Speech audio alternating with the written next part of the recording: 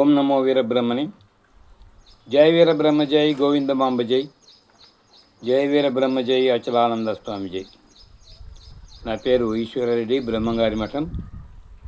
Virat VBS channel ద్వారా అనేక ఆధ్యాత్మిక విషయాలు, శ్రీ జగద్గురు వీరబ్రహ్మేంద్ర స్వాముల వారి యొక్క జీవితం పరిశీలన గురించి, వారి మహిమల గురించి, వారి యొక్క కాలజ్ఞానము, ఇతర రచనల గురించి, అందులోని ముఖ్యాంశాలు ఎన్నో మీకు ఇంతకుముందు వివరించి ఉన్నాం. అలాగే అచలానంద గురుదేవుల ఆశ్రమ పీఠాధిపతులు శ్రీ విరజానంద స్వాముల వారి యొక్క ఆధ్యాత్మిక ప్రసంగాలు, అక్కడ జరిగేటువంటి కార్యక్రమాలు, గోవిందమాంబ ప్రసాదశాలలో జరిగేటువంటి అన్నదాన కార్యక్రమం, ఇలా ఎన్నో విషయాలు మీకు అందించి ఉన్నాం. అలాగే ఈరోజు జగద్గురు శ్రీమతి విరాట్ పోతులూరు వీరబ్రహ్మేంద్ర స్వాముల వారిచే రచింపబడినటువంటి కాళికాంబ సప్తశతి అనే గ్రంథంలో 701 పద్యాలు. దీన్ని ప్రముఖంగా ప్రజాబాహుల్యానికి ఇచ్చినటువంటి ఘనత డాక్టర్ కొండవీటి వెంకటకవి గారిది. వారి యొక్క పరిష్కర్తగా ఈ కాళికాంబ అనేటువంటి గ్రంథం బయటకు వచ్చింది. అయితే ఇందులో చాలా పద్యాలు అందరికీ, సామాన్య జనులకు కూడా అర్థమయ్యేటట్టుగా ఉంటాయి, ఆచరణీయంగా ఉంటాయి.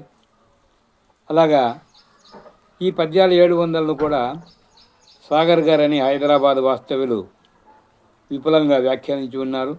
అలాగే ఆశ్రమ విద్యార్థి బ్రహ్మచారి జ్ఞానానంద స్వామి కూడా వ్యాఖ్యాన గ్రంథం రాసి ఉన్నారు. అలాగే ఇటీవల కాలంలో వీరబ్రహ్మేంద్రుని తత్వదర్శిని అనేటువంటి పేరు మీద డివి రామబ్రహ్మం గారు కూడా కొన్ని పద్యాలు తీసుకొని వాటికి వ్యాఖ్యానం చేయడం జరిగింది. అందులో కొన్ని అంశాలు మనము తెలుసుకుందాం. వీరబ్రహ్మేంద్ర స్వాముల వారి యొక్క పద్యాలలో ప్రతి ఒక్కటికి ఒక్కొక్క ఆణిముత్యం. ఇందులో కొన్ని మనం తెలుసుకుందాం. పసిడి పలుకులెల్ల పాండిత్యమునవచ్చు, భాగ్యమెల్ల కష్టపడినవచ్చు, కాని మానవుండు కడతేరడద్దాన కాళికాంబహంస కాళికాంబ.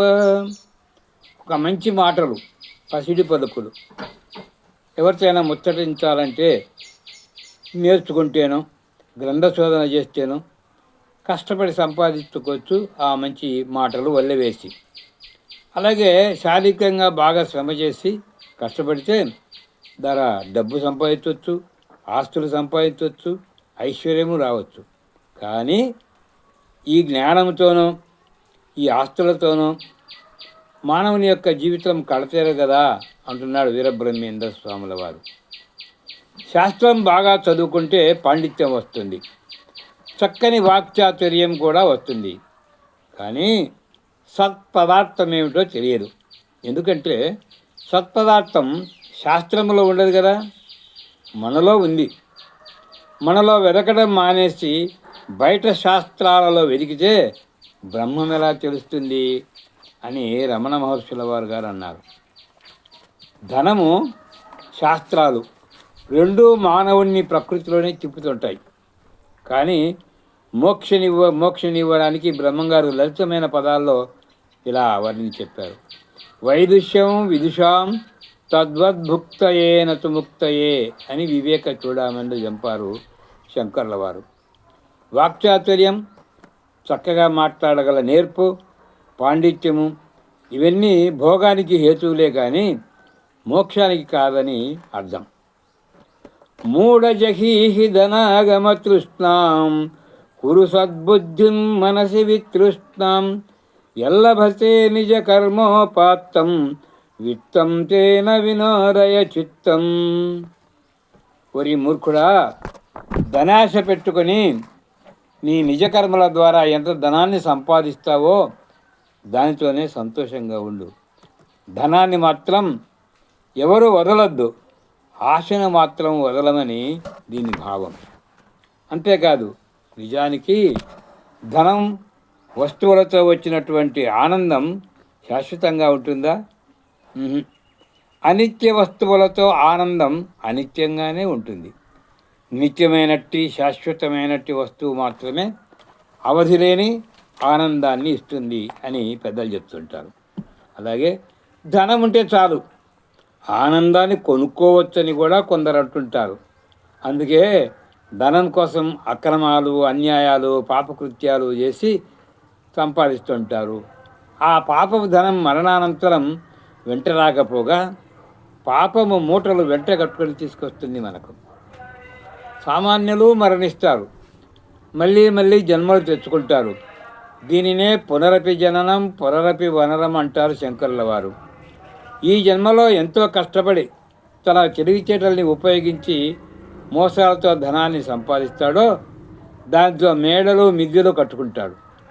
భార్యాబిడ్డలతో సుఖంగా ఉన్నాననుకుంటాడు. కానీ ఆయువు తీరినప్పుడు ఏ ఒక్కరూ తన వెంట రారు.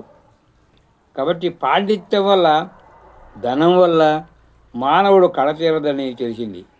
మరి దీనివల్ల కడతీరాలి? మన దేహంలో కామ, క్రోధ, లోభ, మద, మాత్సర్యాలనే అరిషడ్వర్గాలు ఉన్నాయి. ఈ 6 అరిషడ్వర్గాలను శత్రువులను ముందుగా జయించాలి. వాటిలో కన్ను, ముక్కు, చెవి, నాలుక, చర్మం అనే జ్ఞానేంద్రియాలు కూడా ఉన్నాయి. ఈ 5 నిరంతరం బయట ప్రపంచాన్ని గమనించడానికే ఇష్టపడతాయి, తహతకలాడతాయి కూడా. కళ్ళు అందమైన వస్తువులు చూడాలనుకుంటాయి. ముక్కు సుగంధ పరిమళాన్ని తీయాలనుకుంటుంది. చెవి ప్రపంచంలోని విషయాలన్నిటినీ వినాలని తపన పడుతుంది. ఇక నాలుక రకరకాలైనటువంటి రుచులను కోరుకుంటుంది. ఇక స్పర్శ సుఖాన్ని కోరుకుంటుంది ఈ చర్మము. శబ్దస్పర్శ రసమయామ్యేర్ధ అనర్ధామే స్థితాః ఏషాం సంస్కృత్తు భూతాత్మన స్మరేచ్ఛ పరం. శబ్దస్పర్శ రూపరసగంధాలు సుఖంగా అనిపించినప్పటికీ అవి నిజంగా సుఖాన్ని ఇవ్వజాలవు, దుఃఖాలనే ఇస్తాయి. ఎందుకంటే అవి అనర్థ విషయాల వైపు పరిగెడుతుంటాయి. అట్టి వారికి పరమాత్మ వైపు దృష్టి పోదని బద్ధం. ఈ పంచేంద్రియాలను కట్టడి చేయాలి. అంటే లేకుంటే ఈ మనసు అంతర్ముఖం కాదు. అంతర్ముఖం కానిదే నీవెవరో తెలుసుకోలేవు. కాబట్టి మానవుడు కడతేరాలంటే అరిషడ్వర్గాలను, పంచేంద్రియాలను కట్టడి చేయాలని బ్రహ్మంగారు తెలిపారన్నమాట. ఆరుగురుండు కొంప అన్యాయమీ కొంప, ఐదుగురిది కొంప మైదు కొంప, ఖైదు చేయకున్న కడతేరది కంప అని అరిషడ్వర్గాలను, పంచేంద్రియాలను నియంత్రిస్తేనే ఈ శరీరం అనే కొంప కడతేరుతుంది. అలా మానవుడు కడతేరగలడు. కాబట్టి మనలోని అరిషడ్వర్గాలను తొలగించుకుంటే మానవుడు కడతేరుతాడు. కానీ మంచి సంభాషణతోనూ ఆస్తి ఐశ్వర్య సంపాదనలోనూ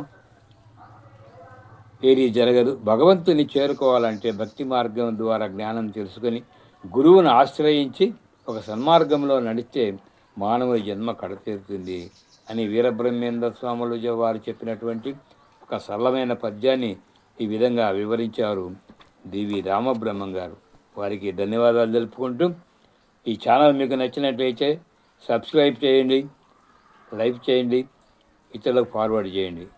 ఓం నమో వీరబ్రహ్మణే. జై వీరబ్రహ్మ, జై గోవిందమాంబజీ, జై వీరబ్రహ్మ, జై అచలానంద స్వామిజీ.